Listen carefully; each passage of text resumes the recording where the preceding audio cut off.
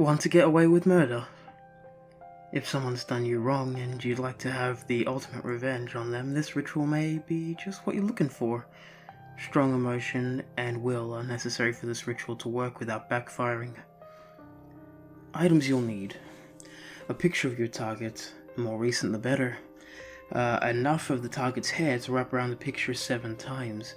Any part of their body will work, such as skin, intestine, etc., as long as it's the proper length. Several pieces of the same type of body part may be strung together with a red string to get the necessary length, as long as the pieces form a continuous chain. At least 1 drop of the target's blood. And a silver knife. It must be silver, but as long as you're able to cut yourself, you may use any object. Location: a graveyard, of course. You'll need to find the oldest grave possible, with few to no man-made objects around it. You'll need to be some sort of marker to reveal that there's a grave there, such as a tombstone, a cross, a tree, a circle of stones, etc. All evidence of the person's name must be long gone. The person buried there must be completely nameless to you. Time: on a cloudy day, enter the graveyard when the sun has set, but there is still light in the sky. You'll need to be out of the graveyard by the time the full darkness has fallen. Warning: once you enter the graveyard, you must remain completely silent until you leave. If you do make a sound, leave immediately. Do not retrieve anything you've set down or dropped. Do not return to this graveyard again. You may try another day, in another location. If you complete the ritual and make a sound any time before leaving the graveyard, the Nameless One may choose to target you instead of the intended victim. The ritual. Step 1. Enter the graveyard and find your intended target. 2. Take out the picture of your target. 3. Drip their blood on the picture over their face. 4. Use the knife to cut one of your fingers and drip your blood onto the picture over their heart. 5. Wrap the target's hair around the middle of the picture 7 times. 6.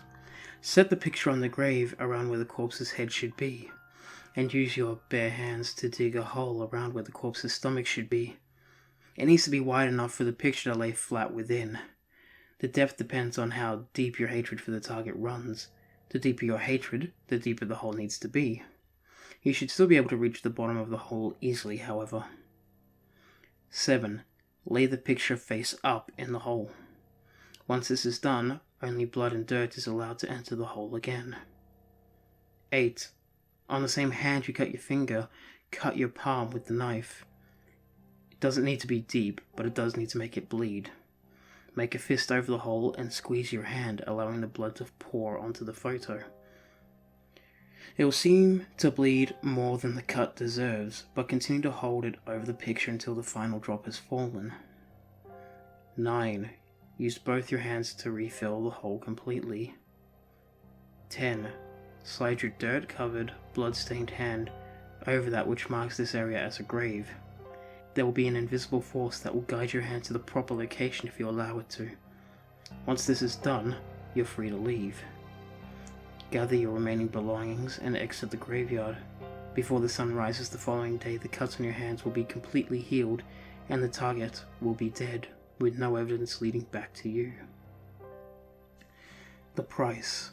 Until the moment of your death, the blood on your hands won't wash off.